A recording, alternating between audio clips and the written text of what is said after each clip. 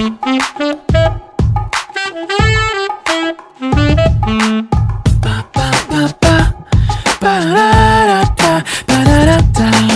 if you know me, you know I love dogs. Big dogs, little dogs, good dogs and bad dogs. And if you like me, you also know that there are some people who are terrified of dogs. That's it, Mia. That's it. Bye-bye. Bye-bye, puppy.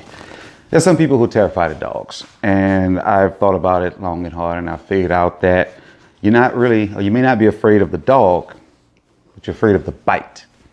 Now, if there was a way for you to counteract that bite or make sure that that dog cannot bite you, would you be okay? I'm not afraid of dogs, so I don't know. But it got me to thinking, it's the bite. B-I-T-E. Now, what about people? You normally don't hear about people biting people, but I heard of a method, a model, actually, from Hassan, and I like to share that with you because in reality, this is what the Watchtower Society has done to so many people. They use the bite. Now, what is the bite, you may ask? B-I-T-E. Bite stands for something that we'll reveal a little later, but I want to bring up something that I think illustrates the point. Now, I am the oldest sibling in my household. And if you have a younger sibling, you know exactly what I'm about to tell you about. There's this thing called appeal to higher authority. And what that basically means is anytime you've wanted to alter the behavior of your siblings, you want your younger brother or younger sister to do something for you, a real easy way to get them to do that was by telling them that that's what mama said, or that's what daddy said, or that's what granny said, or, you know, as you get older, that's what this person said, that's what pastor said, that's what Jesus said, that's what God said. So this B for behavior is the first part of the bite. Changing and controlling someone's behavior, particularly by appeal to high authority, but controlling someone's behavior. Now, what's the second part of the bite? Well, information. Now, you can control somebody's behavior and then you start controlling the information. For example, if someone or an organization can convince you to never look at an outside source for information or never believe anything negative that you may hear or read or see about that organization, and only trust what we tell you about this organization, that's one thing. But it's even worse if it's a publishing company, because they have their own books, that they can be their own press and say, look at what great work we've been doing. And you would have no way of disputing that because you're not privy to outside information. Information is the second part of the bite. Behavior, information. Now, here's where it gets tricky. The T is for your thoughts. Now, people in general don't just surrender control of their thoughts.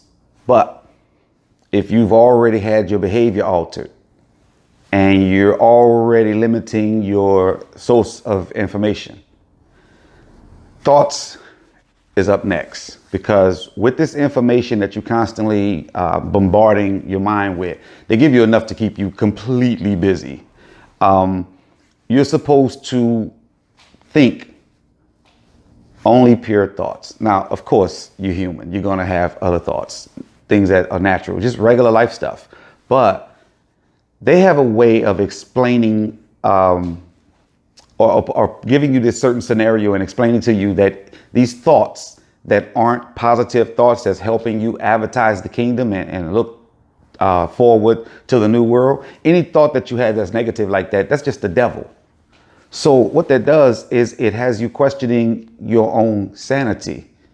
Not in those words, because when you having these natural, normal thoughts, oh, that's the devil. You have to really, really reel yourself in all the time. You find yourself doing this all the time. Now, remember, you're already altering your behavior because they've appealed to a higher authority. This is what God wants. You need to think God's thoughts, and we know God's thoughts, so we're going to show you and guide you as to how this goes, but only if you pay attention to only our information and you keep your thoughts pure.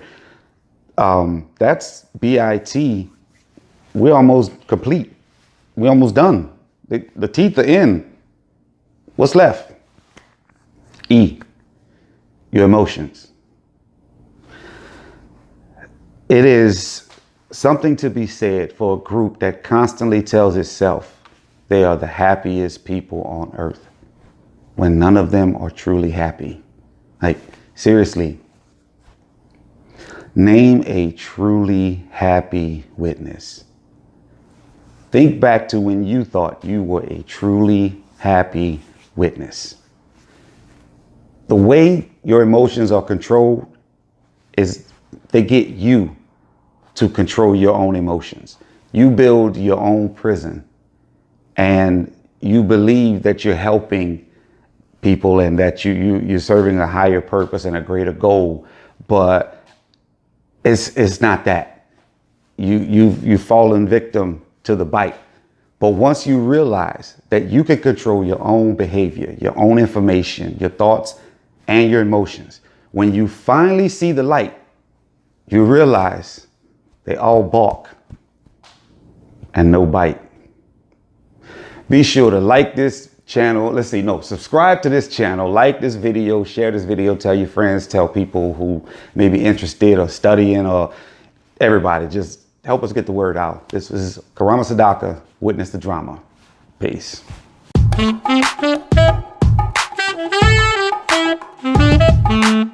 ba, ba, ba, ba, ba.